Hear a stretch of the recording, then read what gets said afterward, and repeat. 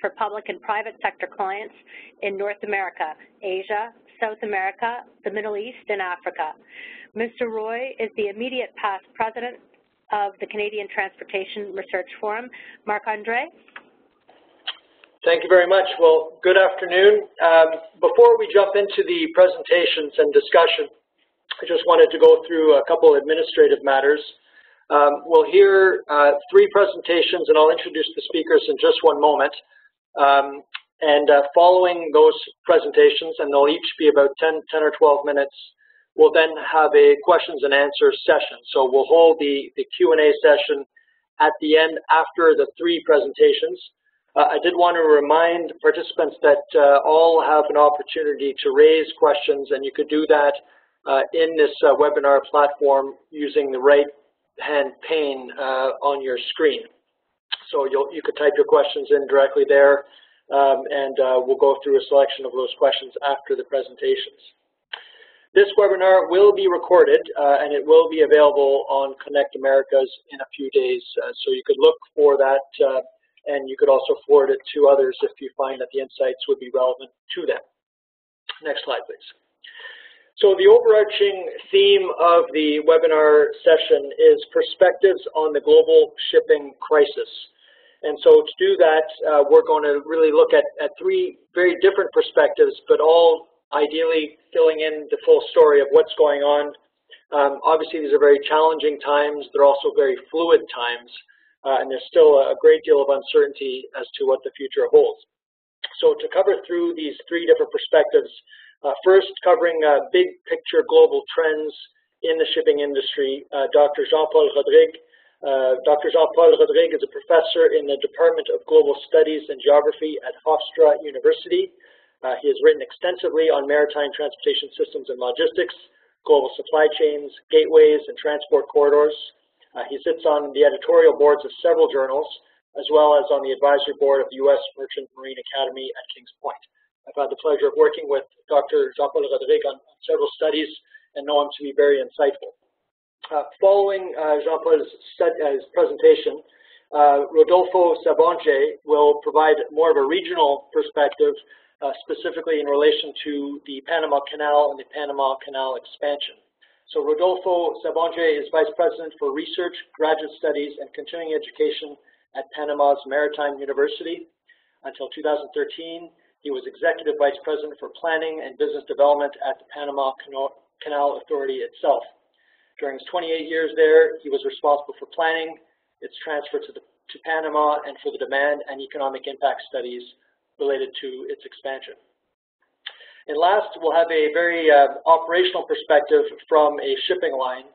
Gerard Burgas is Country Manager for St. Lucia and Inter-Island Business Development Manager at Tropical Shipping. Mr. Burgas is also the President of the St. Lucia Chamber of Commerce and sits on the board of the St. Lucia Air and Seaports Authority. So we'll also get his perspective on the regional context from an operator's perspective. So to hear those 3 perspectives, we'll start with Dr. Jean-Paul Rodrigue's presentation. Jean-Paul Rodrigue, over to you. Thank you, Marc-Andre. Good afternoon, everyone. I can only state that we are obviously living in interesting times as far as the shipping industry is concerned. There's a lot, of course, of some time of exaggeration, but people are saying, and I'm not too sure if I subscribe to this view, that for instance, the engine shipping bankruptcy, some kind of a Lehman Brothers moment for the shipping industry? That's an interesting question. There might be a hint of truth behind this, because what happened during the last financial crisis, 2008-2009, was that the maritime shipping industry itself did not appear to be as much impacted in terms of its demand, yes, but the major shipping lines stayed in business. They absorbed the losses, and actually they behave in a very interesting way. That is, they start actually to introduce additional capacity in terms of larger container ships. And by doing so, they may have sowed the seeds, in a sense, of the current, you could say, crisis, which is unfolding. We'll see how it's going to unfold. The future is always uncertain regarding this. And the structure of the industry is in a sense very opaque because we are dealing with private companies, and when things go wrong, we only, let's say, know about it when it happens. That's a very good example with the engine shipping industry. There was shipping company. There was a lot of warning signs, but things happened very suddenly and dramatically when the bankruptcy was declared last September. Next slide, please. So when we look at this big picture, you look at these type of charts, which is simply a global trade index, which is available online pretty easily. You wonder, are we approaching a form of peak globalization? Because you look at this and say, how much international trade you can still perform? Is there any much growth opportunity to this? So that's I would say a very relevant question. Is there more outsourcing? Is there more offshoring possible? Can we push more trade with additional trade agreement, trade facilitation? So that's, I would say, a very uneasy moment that we are currently experiencing, because wherever you look, it's no longer much of a matter of supply. Paradoxically, we live in an age of quite of an abundance of output of energy, of consumer goods. So the issue remains much of an issue of demand, and people are wondering, especially in that case, central government, central bank, to what extent that demand can be expanded further to continue this process of globalization. Next slide, please. So again, a similar picture here. Simply in terms of value, the situation is even worse with the global commodity and energy slump, which basically we're back to figures in terms of trade, which were, I would say, more than a decade ago in terms of value. So we have in some way regressed if you look at this from a value perspective. And you start to wonder what's happening, what factors are playing itself out to portray such of a, you could say, a negative picture of the current circumstances. And when I look at this, I see overall five major factors here. The first one I think is relatively relevant is the big China effect. The comparative advantage of China has essentially played itself out, particularly in terms of labor cost arbitrage. The China advantage is pretty much gone, so many supply chain managers are, let's say, reconsidering the China as a major source for manufactured goods. So that's an important issue, I would say. Another one is we've been living now for close to 10 years in almost in a zero interest rate world, and it looks like this has pushed asset bubbles, and it was a form of desperation, I could say. And it looks like this zero interest rate policy, and now they're entering I would say, the very dangerous realm of negative interest rate in some cases. This game has played itself out. Now you can no longer push any more asset bubbles, I could say. A third factor is you look at the manufacturing supply chain sector itself. They are now shifting towards more of a regional approach to their supply chain because, for instance, in terms of lead time, in terms of time it takes to deliver to their market. So it looks like they're abandoning that big global approach type of picture to move towards more of a regional emphasis. And this seems to have an impact on trade volumes. A fourth one, which is, I would say, in itself very interesting and very uncertain, is what seems to be happening right now in terms of what people call the fourth industrial revolution, which is a push towards automation and robotization. And this is in many ways removing labor quite significantly out of the equation. And if this goes on, and we'll see how this is going to play itself out, it could actually push toward a very interesting localization of manufacturing and distribution, because cheap labor appears to be less and less of a factor in this whole equation. And again, if this goes on, this could also put a downward pressure towards global trade volumes. And last and not least, there seems to be a push towards a return of protectionism in one way or the other, again, which seems to be playing itself out in relatively uncertain ways. Next slide, please.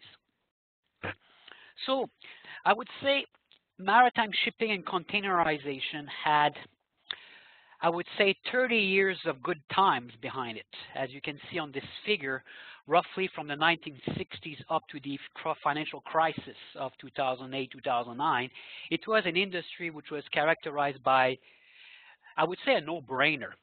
It was growing, so you put additional capacity, you put additional infrastructure, things continue to grow, additional capacity, additional infrastructure, additional services. So it was pretty much an environment where everybody was a genius. It's simply a matter of investing, providing services, providing infrastructure, and if you build it, they will come. And all of this worked, I would say, reasonably well up to 2008, 2009, until, let's say, the floor dropped, until you realize that the last few years were essentially based upon asset inflation, bubbles, debt-derived consumption, and the 2008, 2009 was a financial crisis, was some kind of a sign that the globalization game was being questioned. And paradoxically, what happened is actually the industry still see that the growth prospect was still going on in terms of their reference scenario, and the reality turned out to be otherwise. And again, depending upon the numbers you're looking at, we're currently running at easily at 20% on less volume that people were expecting just, let's say, 5 to 10 years ago. So that's in a sense the crux of the matter, that we are in a situation of overcapacity, less anticipated demand, and the industry is caught in a very, I would say, difficult situation because of this. Next slide, please.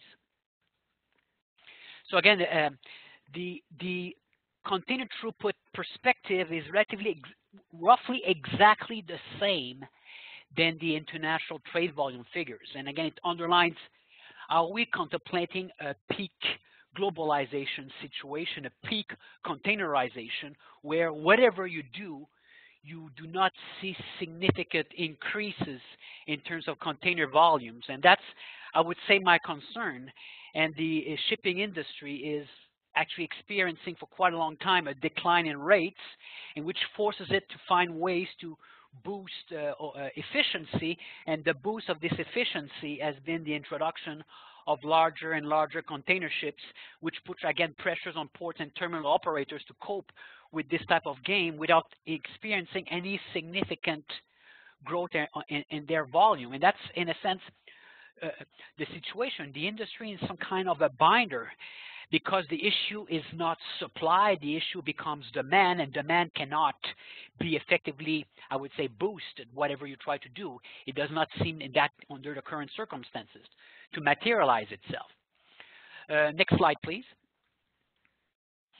So looking at this and looking at the example of engine shipping, it's a very interesting lesson in terms of how those financial disruptions played itself out in the shipping industry. And when I look at this, I see 3 phases playing itself out. And we finished currently the first phase when the bankruptcy was declared in that case. And who knows if another maritime shipping companies could declare bankruptcy in the future. That's a bet that people are making, are wondering if this happens, what could be the consequences. But at this point in time, we saw that the first phase was a supply chain shock, where operations were basically stopped quickly. A lot of cargo was stranded. There are different estimates for $12, $15, $14 billion worth of cargo.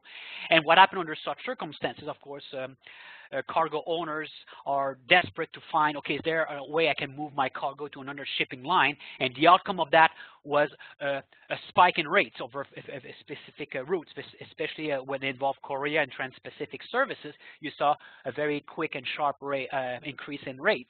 And when this happens, of course, the other companies are looking into this and say, okay, let's see if we can capture this market share, in which way we can quickly adapt our services to cope, to capture these low-hanging fruits, this demand, which is latent in the rates which are higher. And that's what is currently happening in that case, is the competitors are reorganizing their services, are putting ships over services which engine used to be providing, and now they're basically pushing their asset in this direction.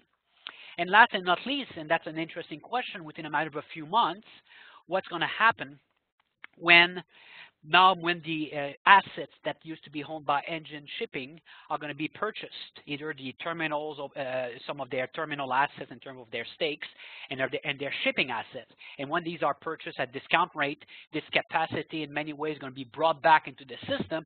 And for what I can see, we're going to be facing a situation where we ended up in the exact same circumstances in this situation, again, over capacity, like the bankruptcy did not even happen. That's my assumption in this case. And my last slide, please. So in a sense, the industry is some kind of a victim of its own doing. That is, they are introducing what I call weapons of mass destruction, which are excessively large container ships, because they're pushing this to cope with, to try to decline their operational costs by putting additional capacity. They're putting additional capacity and to compete, and every shipping line is trying to follow the others, try to compete with one another.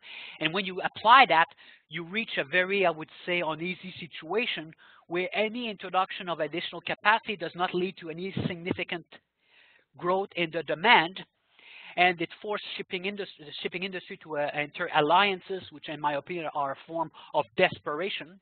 And you enter a situation where you have now no longer economies of scale, but disadvantages of scale, where pretty much bigger ships do not result in more cargo. The terminal operators are in a sense forced to cope with those ships by introducing additional try to put more cranes, more yard capacity, try to automate. And when you do that, you don't even have additional volumes. You're simply coping with the change in the shipping, let's say, structure, which you have been imposed under such circumstances. So that's pretty much what I have to say at this point in time, is the industry is stuck in a complex situation where demand does not seem to be coping with supply. Thank you, Jean-Paul. That was insightful, although you paint a pretty bleak picture. The next presentation will be on the situation of the Panama Canal, Rodolfo Sabonge, and I think it's notable, though, that a lot of the planning for the big infrastructure projects were done, shall we say, in happier times before the financial crisis, when traffic and demand looked to be going up continually. But now we've got these larger infrastructure assets, so it'll be interesting to see how that plays out in the current environment. Rodolfo?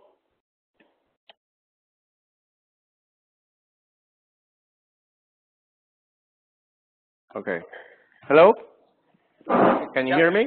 Yes, Rodolfo, go ahead. Thank you very much, and thank you for the invitation. And yes, you're right. Most of this infrastructure, at least the Panama Canal and many other developments in ports, were planned for during better days, if you want to say it. But having been at least in the canal for maybe too long, I have to say, 30 years, I have seen the ups and downs of this industry, many times. This is not something that we should worry about so much in terms of not being able to come back. I agree with Jean-Paul in the sense that the shipping industry is a victim of its own doing, because even though the lights were not necessarily shining ahead, in fact, we were not seeing demand grow after 2009. They were still building larger and larger ships, and right now, of course, the excess supply is something that is making them all suffer financially. Now, having said that, I mean, when we planned for the canal expansion, I have to say that we were looking a lot at container vessels as the main driver for that expansion. And in fact, we looked at the size of the ships that were being designed then. The industry was telling us that the largest ship was going to be like a 14,000 TEU vessel, and this was only in 2004. So you can see that even their forecasts were not really helpful in designing our infrastructure. But at the end of the day, now you see the 20,000 TEU vessels coming online, and I'm not sure whether they will be able to fill them. You know, so I think that they will reach a level or a size, maximum size of that will economically be really acceptable. Problem also is the amount of problems that the larger ships bring to the supply chain, because it really increases the requirement for capacity at the port, at the gate, at the road, at the port, at the railroad infrastructure. It really creates a whole line of backlog and problems worldwide. So I'm not sure that the port industry is now willing to continue making investments just to be able to accept or receive these larger vessels, especially because the demand is not there. So I think that the industry is now going through pains. They're not growing pains necessarily, but they will have to adjust. I really see it coming.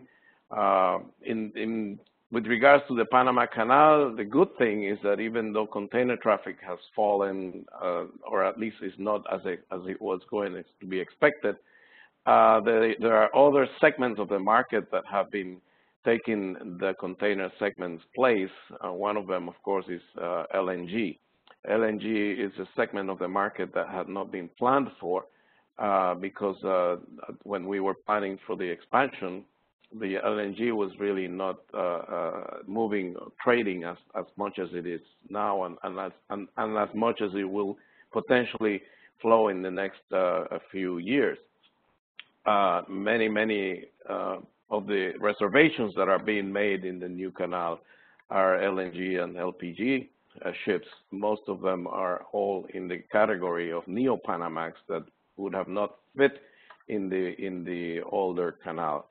But having said that, one of the things that we also need to take into account is that it is not only the issue of demand growth as such. I think that near sourcing has taken a big impact both on shipping as well as on trade, because near sourcing has moved production around.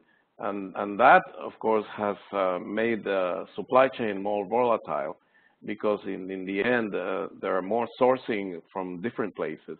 And in particular, in the region, I have to say that Mexico may be one of the winners in the near sourcing trending. Mexico is now one of the largest manufacturers of automobiles and automobile parts, and many other industries are moving closer to the demand. And I say this because when we look at the Panama Canal, can you show the next slide? You need to take into account that even though you see the growth that has taken place in tonnage, as you can see in the chart, and the number of vessels has remained pretty much the same, which you see in the red line. I can tell you right now, because fiscal year 2016 just ended last 30th of September, that the new tonnage for the whole 2016, including the expansion transits, has only reached 330 million. So last year it was a record tonnage year. This year it came down to 330, which means that yes, the canal is feeling the lowering of demand. Next slide.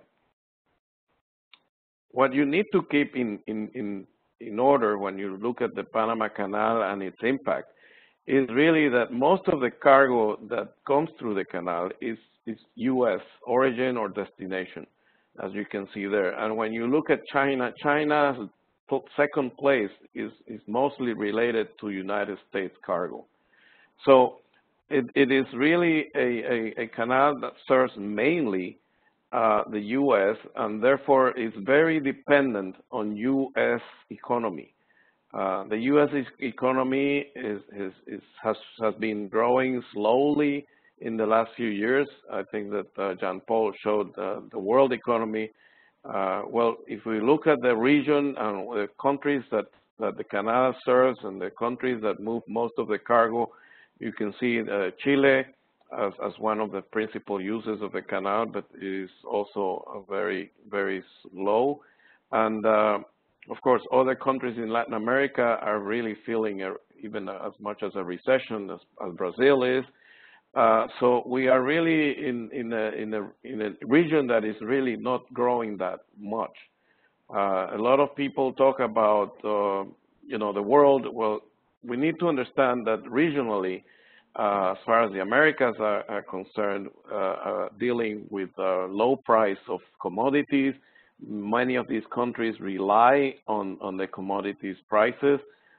When you see the price of coal, the price of iron ore, or the price of grain, you see many of these commodities are suffering.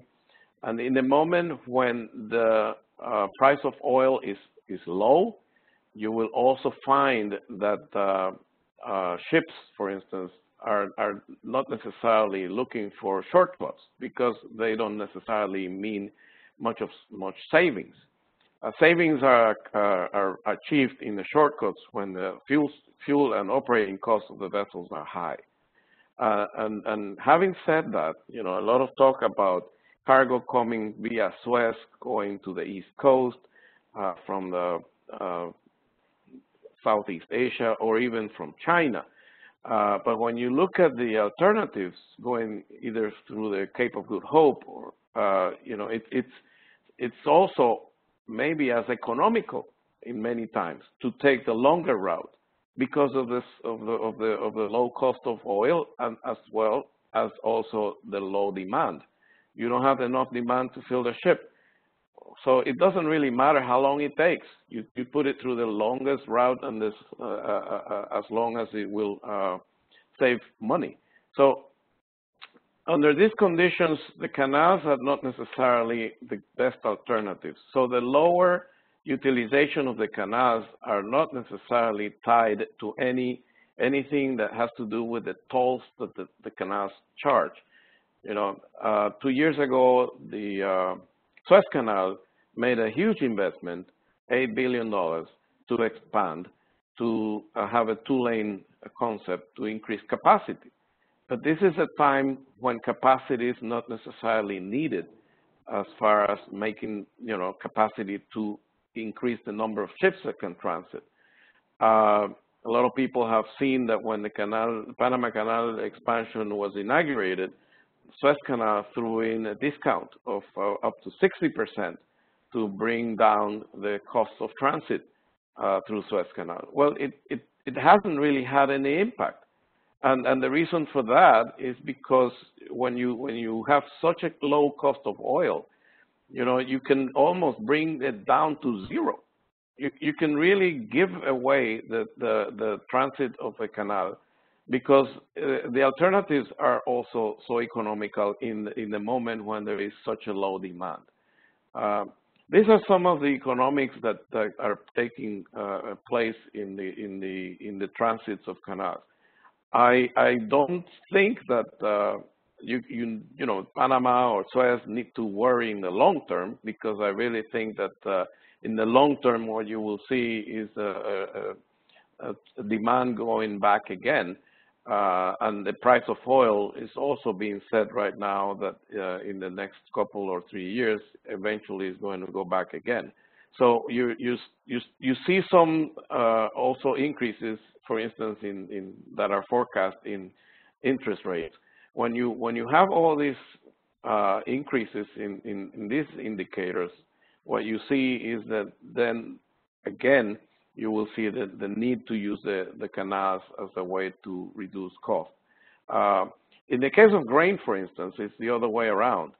When the most of the grain that comes through the canal comes from the Midwest of the United States. And when the price of oil is down, well, then the alternative, that is the West Coast of the United States, and taking the grain by rail to the West Coast becomes a very interesting proposition because it's more competitive. Because bringing the ship all the way down through the Panama Canal to the South Louisiana is not as competitive as doing it on the other side. So in general, it depends on the segment of the market. We can see, and I agree with Jean-Paul, that containerization of non-traditional commodities or products I think has reached already its peak. Almost everything now moves in containers, so that part of the growth factor of containerization, I think, it will not necessarily continue. We are seeing a lot of refrigerated cargo that is now moving in containers, and in the region, I think that is going to have a very positive impact, and that is why there are some new developments of specialized terminals, specifically in Costa Rica, in Moín, where they will not only handle their 800,000 containers a year of fruit, but also be able to do transshipment. This is a specialized terminal that is being built, and I think it's going to have a tremendous impact for the region. And one of the shipping lines I'm not going to mention, they are already building ships that have a lot more plugs to be able to move a lot of the fruit in containers. Another line is also already built a factory of reefer containers in Chile, and they are also exporting through the new containers a lot of that fruit. So I think that the region is going to benefit from this movement. The region is also going to benefit from the LNG, and not necessarily only the U.S. I know, for instance, that there are some talks right now going on between Venezuela and Trinidad and Tobago to move some of the gas that already operates, that is being produced in Venezuela through a pipeline to use some of the trains in Trinidad and Tobago to export through Trinidad and Tobago. And I think that is also a good news for the Panama Canal, as much of that trade will eventually be able to transit the canal in Neo-Panamax vessels. I think, like Jean-Paul said, that the economies of scales are not necessarily being reached. I have a feeling that the three major alliances are eventually going to be just sharing vessels like they have in the past. But one thing that I saw in some of our ports in the region is that instead of having 2 or 3 lines calling the ports, you just have these humongous ships bringing all the containers of all the different lines on board.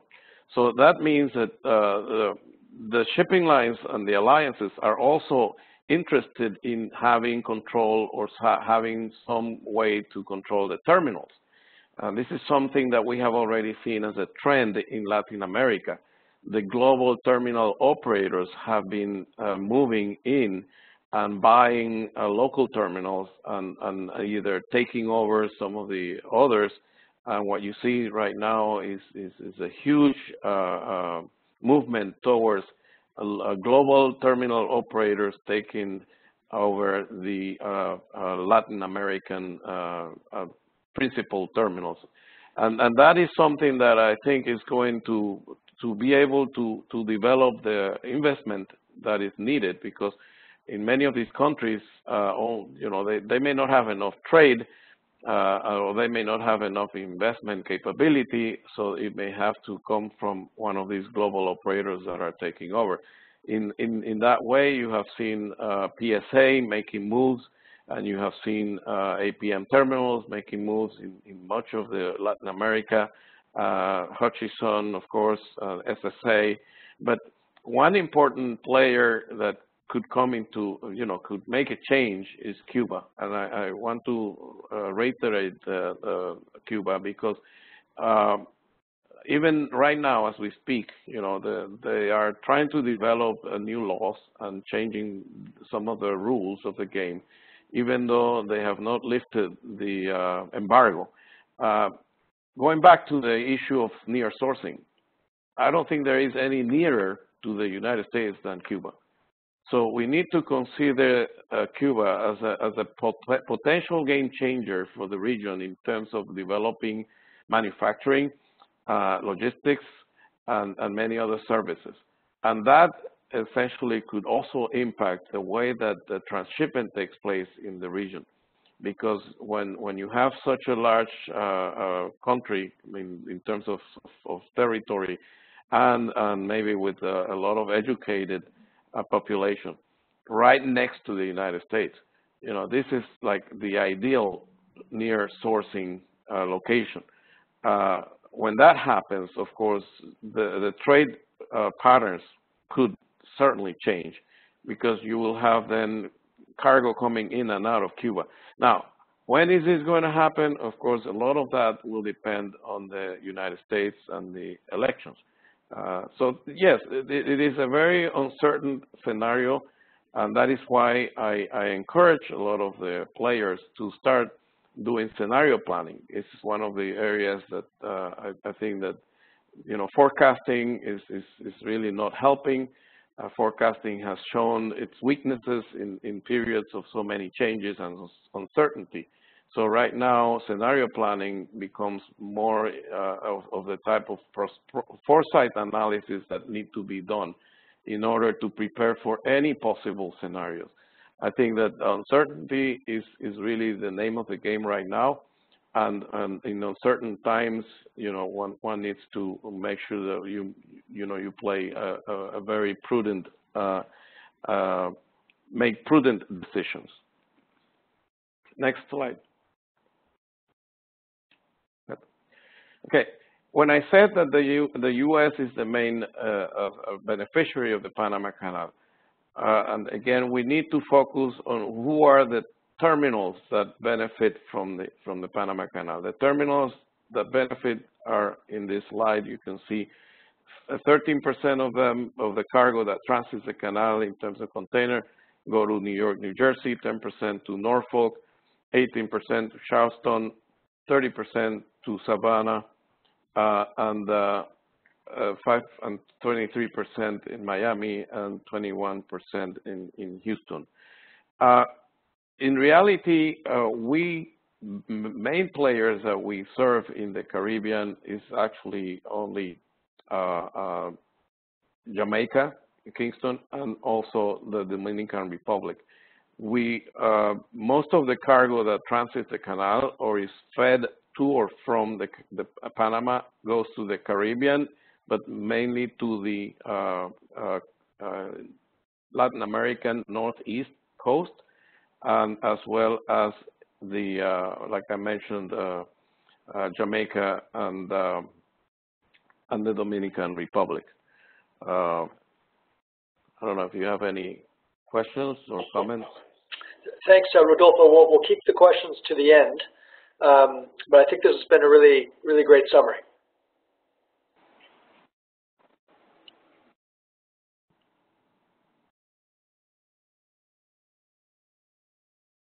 Okay, we can really skip the slide because I've already talked about most of those issues. Okay, well, thank you for that perspective, Rodolfo. That was very insightful, and as you say, there's a lot of uncertainties, and I echo your comments about scenario planning. The next presentation is from Gerard Burgas. It would be interesting to hear the view of somebody who's actively involved in operating ships in the region and has that perspective. So, Gerard, over to you to discuss your perspective on these issues.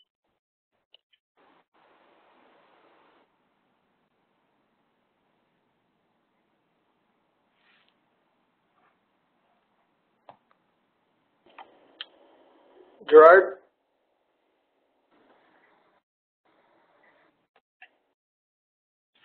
As Gerard gets ready to go here, I would like, I just was going to remind people, Gerard, thanks for joining. For those that haven't yet raised questions, you could do that in the panel on the right part of the page. So I see a couple questions coming up now, but during this last presentation, please don't hesitate to raise questions for any of the speakers, and we'll try to hit them at the end of the presentation. Over to you, Gerard. Thank you, Marc-Andre. Good afternoon to my fellow panelists and attendees. I've been asked this afternoon to give an operator's perspective on the impacts of what you've just heard from the other two presenters, specifically with respect to how it impacts regional shipping. I would like to first start by saying, in my context, regional shipping, I would like to use the Eastern Caribbean as my frame of reference because that really is where my experience lies. So I would start with using that as a reference point.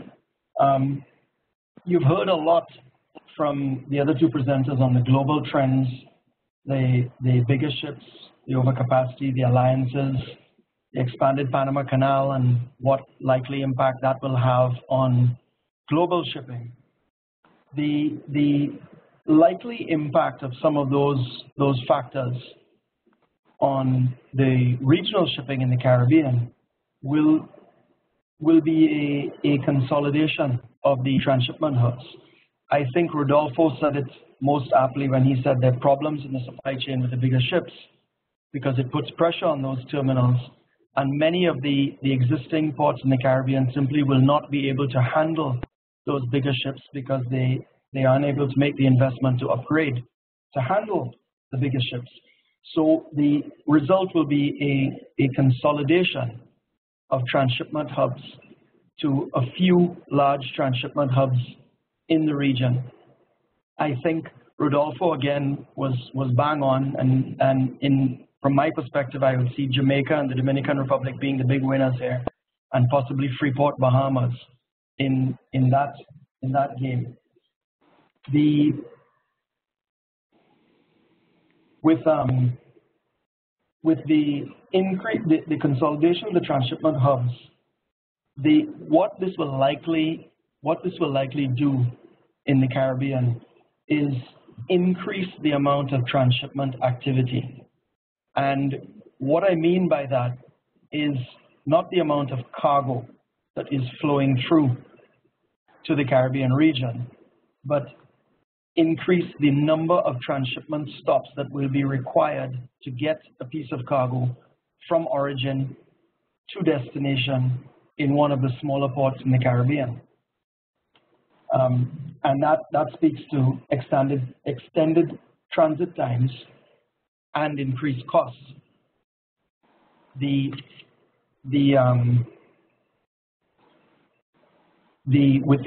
the short transit times between islands, those port costs are what are the critical driver behind the cost of shipping in this region.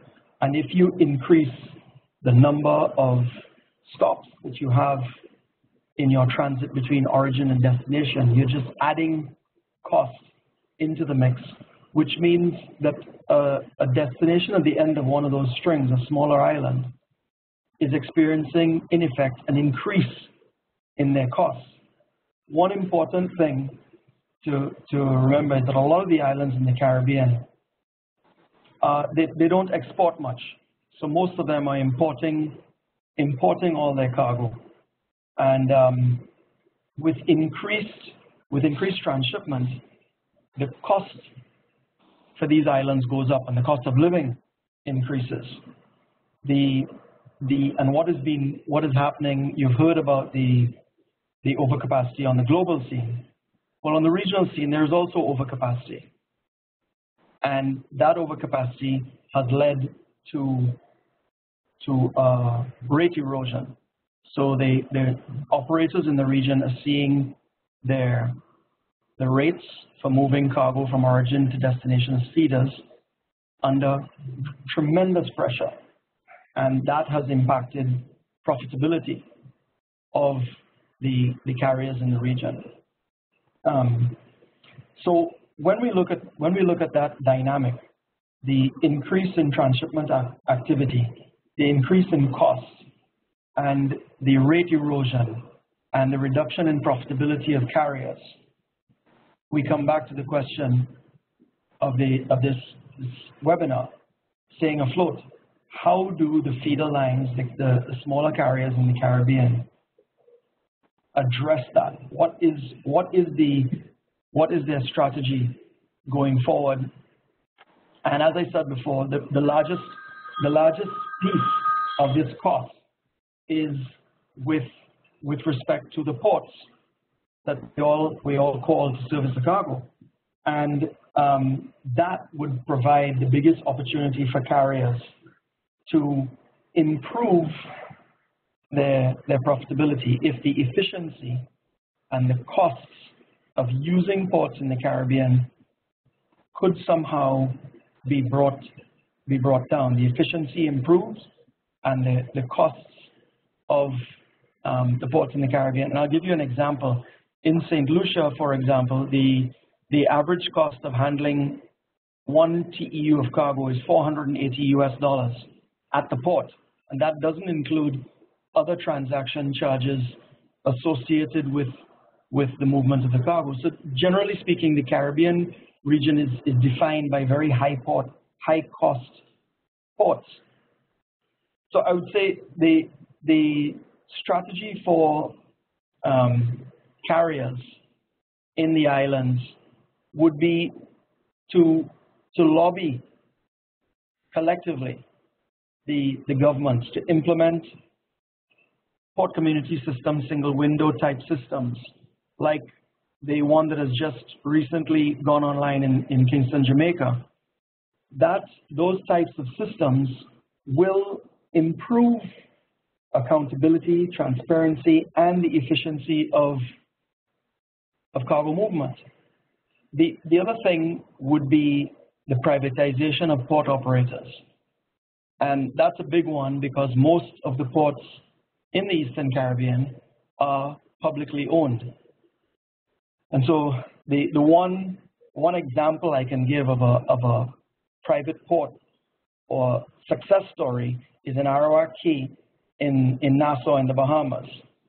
And that port has recently been cited by the CDB, the Caribbean Development Bank, as being one of the most efficient ports in the Caribbean region. So we need to look at the possibility of bringing private sector expertise into port management to improve the efficiencies and reduce the cost of operating these ports, either directly through a full privatization or public-private partnership type structures. So the question then becomes, well, why would a government agree to privatize a port? Many of the governments see this as a national resource, and they are reluctant to allow private sector participation in these assets. Well, to me, the carrot for the political directorate in a lot of these islands is best summed up in that CDB report I just spoke about, and I'll paraphrase that report. It speaks to the level of efficiency in these ports impacting the costs of import and export, thereby affecting the competitiveness of the national economies. That will have a ripple-on impact in the growth of price levels and ultimately in the level of poverty in the Caribbean. And I believe our very first presenter talked about the overcapacity on the supply side being the big issue, and he highlighted the fact that demand is not growing. Well, in the Caribbean context, the demand for shipping services is really, to cut it right down to the bare bones, it is satisfying the domestic demand for consumption of goods in the local economy.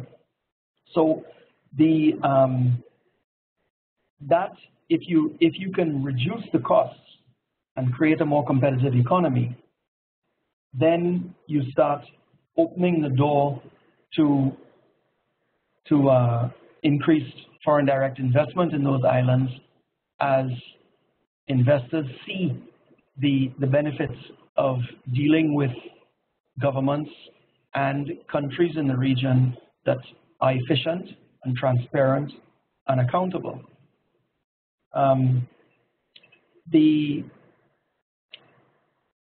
So I guess I know I've gone very quickly, Marc-Andre, because I'm looking at the time here. So at this point, I can give a little bit more detail, but well, that's great. Gerard, I appreciate your remarks. If you could just mute your phone for a moment. I think there's a lot of substance there that perhaps we could hit on in the context of the Q&A, and we could expand on parts of those remarks that you provided. One that's been burning in my mind, and I see someone's raised the same question, is in the context of consolidation of transshipment hubs.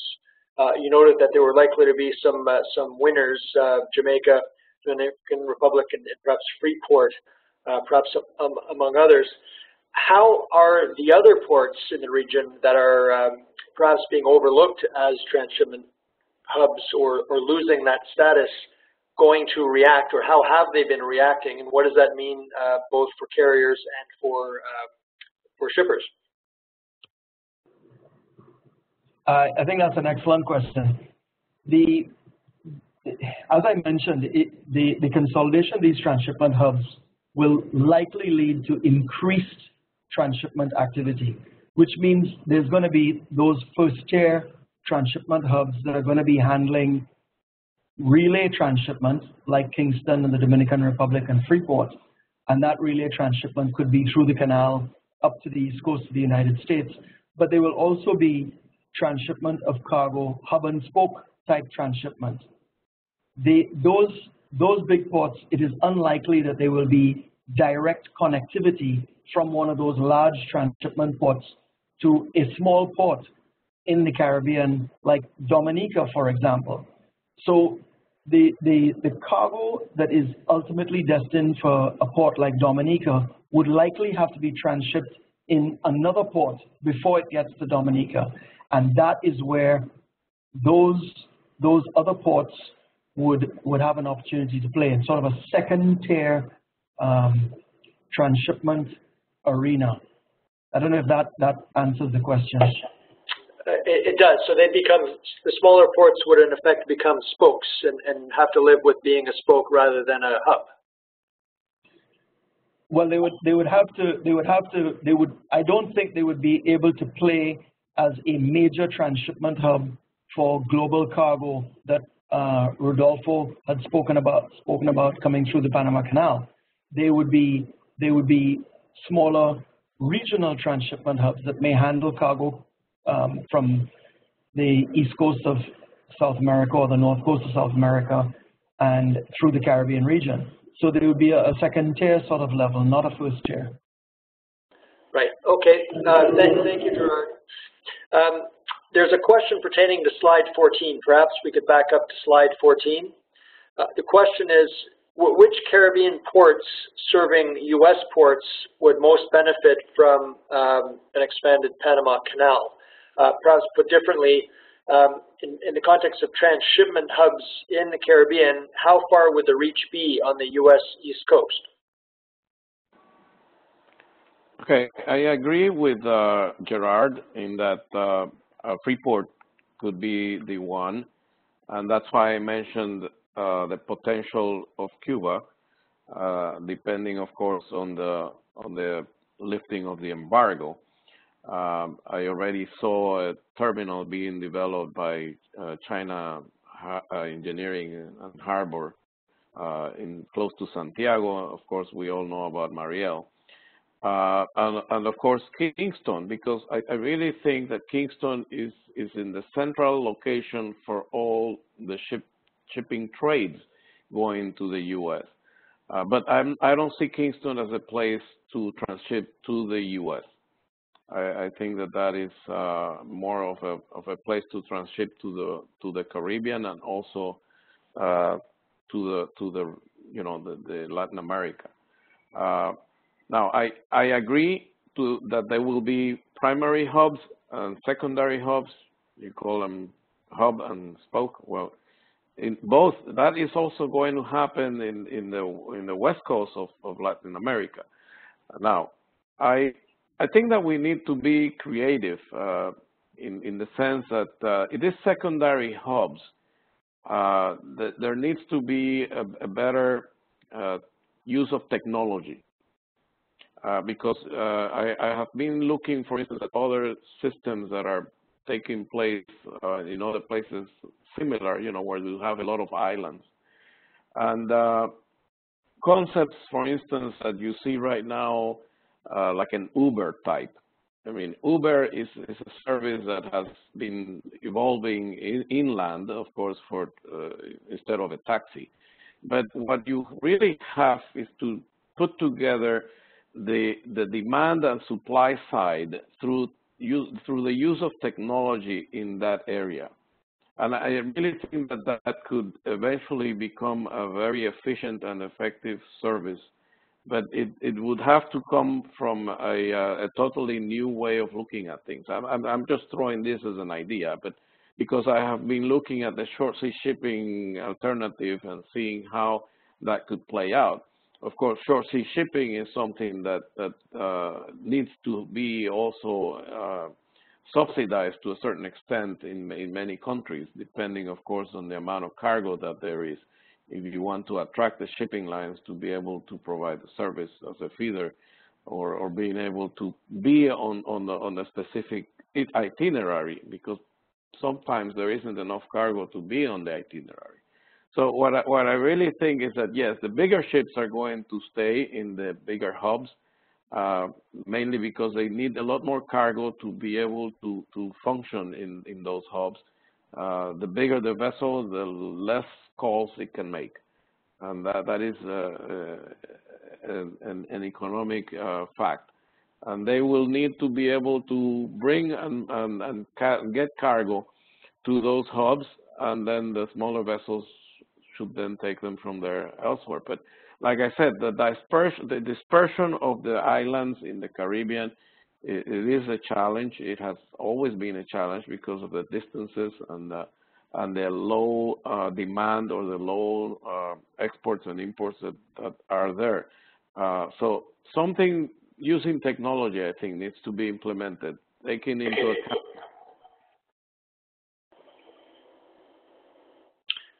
Okay, Rodolfo, you were saying technology taking into account?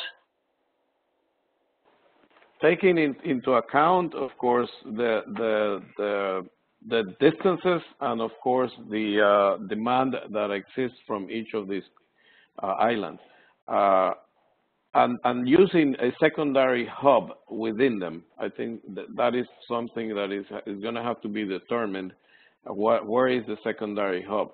Because the main hubs, like I said before, are mainly going to be used for these the larger vessels coming through the canal, or either through the Suez or wherever.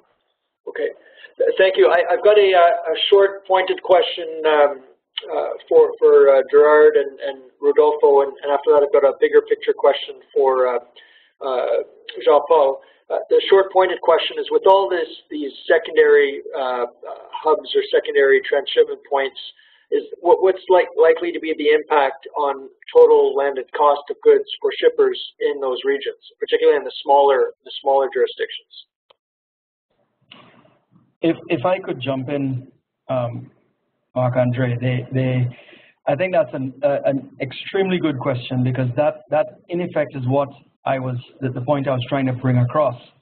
The increased transshipment activity will only lead to increased costs for those smaller ports, and that will speak directly to the competitiveness of those national economies, and it leads to a downward spiral. So and that is why I'm saying that initiatives have to be undertaken to mitigate those costs and introduce efficiency and transparency into those systems. I liked Rodolfo's suggestion about creating a marketplace to pull buyers and sellers together. It is an idea that I've heard floated several times in the region, and in fact, it's something I believe CARICOM is considering right now to create a virtual marketplace for these types of services and putting buyers and sellers together. But because the ports are the biggest cost component for a carrier, that is where attention has to be paid in order to reduce the overall costs on the burden on the national economies. And that is why I had suggested, you know, as a possible strategy that these ports should consider single window type systems, which around the world have been proven to increase efficiency. In fact, Kingston, Jamaica has recently gone live with a port community system single window. So, you know, these are some of the strategies that perhaps the smaller islands can use to remain competitive. Thanks. Thank you. Rodolfo, anything to add before I move on? Yeah, I think that Gerard said a lot of what I was going to say. Okay, I've got a bigger picture question, and this one I'll direct to Jean-Paul. A lot's been said about uncertainty, big question marks around which Caribbean ports are likely to be the winners in terms of the transshipment game. But from a government planning perspective, Rodolfo, you made the point about scenario planning being an effective means of preparing for the future rather than predicting it, and perhaps being more flexible as a result of that approach to planning. But when we talk about infrastructure, it takes often a decade to plan, get the approvals for, fund, and build something, and then you're stuck with that asset often for 50 or more years.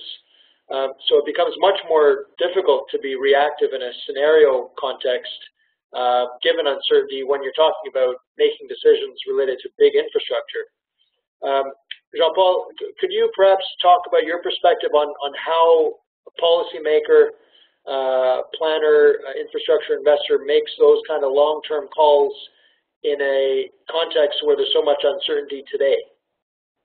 And I would say that's a very difficult assessment because irrespective of the context, you know, as Rodolfo underlined earlier on, there's no effective forecasting and planning regarding this.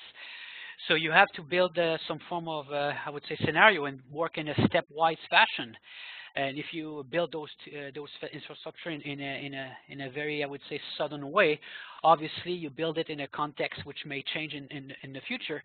And what also I've noticed, and that's a problem, is sometimes government have some ideas and some plans, but what people, let's say the importers or the exporters are often telling us is that we're not being consulted. You know, they do stuff and they dump on us as some kind of a situation. So sometimes you have to at least build some kind of a PPP type of mechanism in this process to better assess, you know, the situation and consider whatever you do.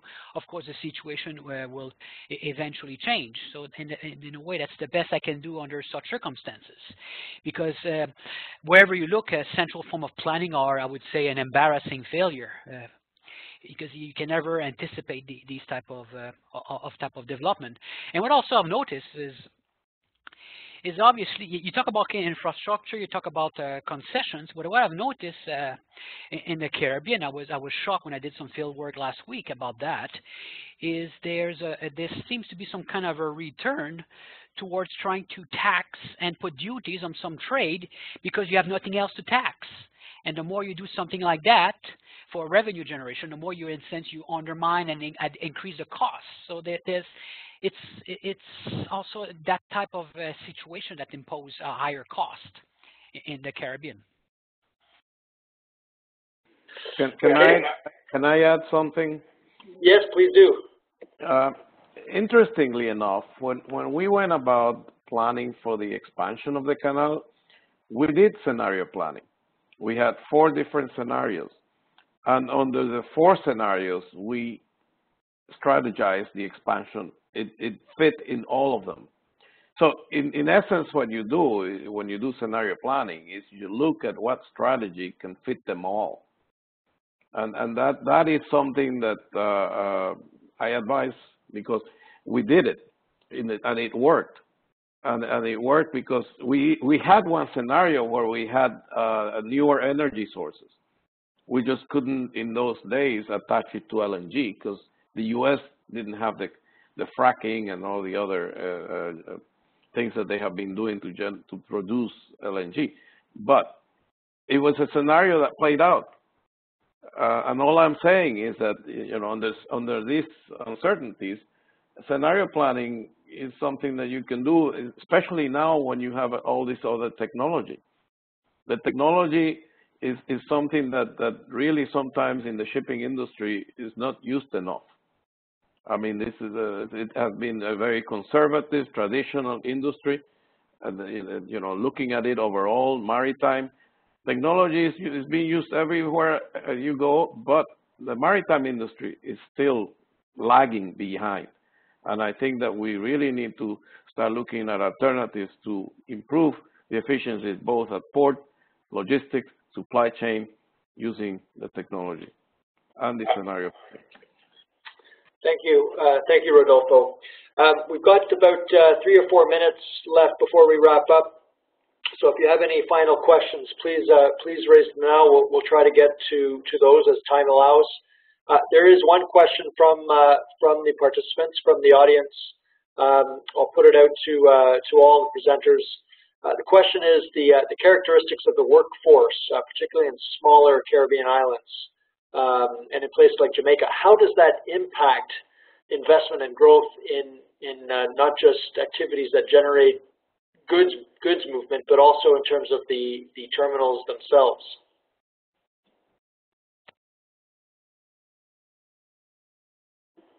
I think it has a tremendous impact. One of the reasons I moved from when I retired from the canal into the academics is because, you know, I'm working at the university level, and especially in continuing education. I see the huge demand that is to actually cope with the needs of many of these undertakings. A lot of the countries, well, there are 2 issues, especially in Jamaica. That one has to do with education, but also it has to do with labor costs. The 2 have to be dealt with, because being able to grow as a hub involves bringing other services, other logistic services, value-added services, and you really need to have human resources, human capital to be able to develop in those directions. Okay, Rodolfo, Jean-Paul, anything to add to that answer? Hearing none, maybe I'll move to wrap up. It was a good discussion. As has been noted and discussed, there's a great deal of uncertainty. There are approaches to dealing to some extent with that, including scenario planning. Rodolfo, I think what you're referring to was looking for so-called no-brainers that are go-ahead decisions in all scenarios. It's not always that easy, but I would add that the value of this type of discussion, the value of this kind of webinar, is soliciting perspectives not just from one angle, but from the many different participants in global shipping. So shippers, carriers, port terminal operators, governments, so that you really get that full perspective. I think in terms of an uncertain environment, the more perspectives you can get, the better. And I'm happy that this discussion went around and heard many of those perspectives, although you know, it's a very complex environment, it's a very complex sector, and so there's no harm in getting more perspectives in terms of informing decision-making with respect to moving ahead. I thank you, those that participated in the audience, for listening in. In particular, I want to thank the presenters, Jean-Paul, Gerard, and Rodolfo, for their excellent presentations and discussions, and of course to the hosts of this session, Connect Americas. Thank you very much. As I noted at the beginning, I believe this session has been recorded and it will be made available on Connect America's website. So look for that, and feel free to forward this along to anybody you feel would benefit from the discussion. So the discussion is always to be continued, but for today, thank you for your input, your questions, and the discussion, and I wish you a great afternoon.